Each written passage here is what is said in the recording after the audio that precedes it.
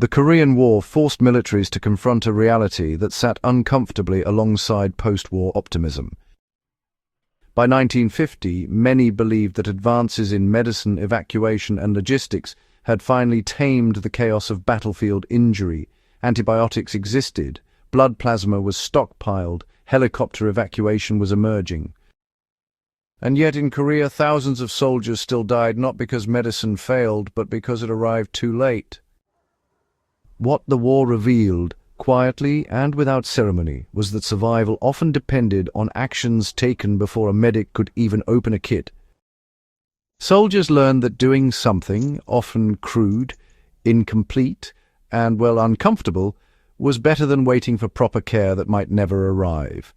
They used hands, clothing, pressure, positioning, and constant attention to keep casualties stable. This was not heroism in the cinematic sense, it was persistence, staying with the wounded, preventing panic, slowing decline.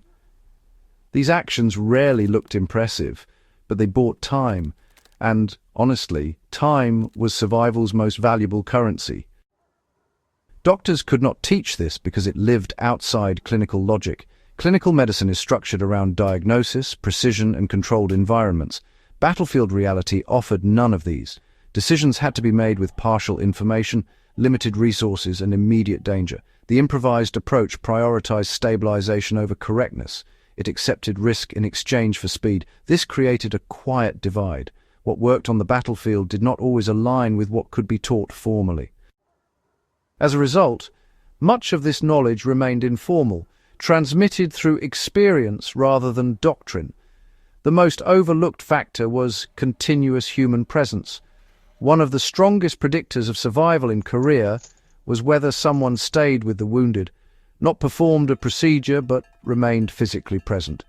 Shock, cold, and blood loss compound rapidly when casualties are left alone. This continuous presence required discipline and emotional control. It meant resisting the instinct to move on, even under fire. It was not glamorous, but it worked.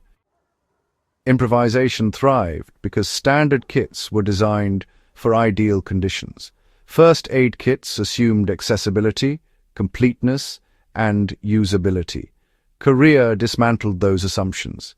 Improvised methods filled the gap because they relied on ubiquitous materials and simple logic. Clothing became insulation. Webbing became restraint. Hands became tools.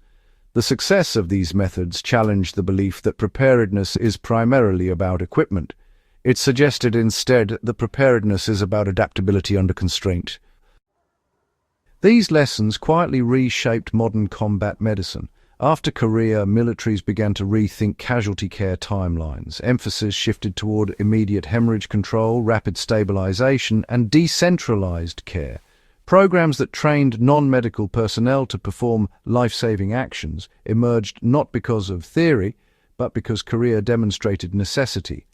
Doctrine followed reality. Yet even as techniques became formalized, the underlying lesson remained unchanged. Survival often depends on what happens before professional care arrives. Civilian preparedness often misunderstands this history. Modern survival culture frequently centers on kits, tools, and manuals. These are valuable, but Korea suggests they are secondary. The improvised medic principle emphasizes mindset over material, awareness over inventory, responsibility over reliance. When systems fail or help is delayed, the difference between life and death is rarely a perfect solution. It is the willingness to act decisively with what is available. The uncomfortable truth is that rescue is never guaranteed. One of the most persistent illusions of modern society is that help will arrive quickly. Korea exposed how fragile that assumption is under stress. Soldiers learned to internalize responsibility for survival, not because they wanted to, but because they had to. That burden shaped behavior, priorities, and outcomes. For modern viewers, this lesson remains relevant wherever emergencies exceed infrastructure, whether through disaster, conflict, or isolation.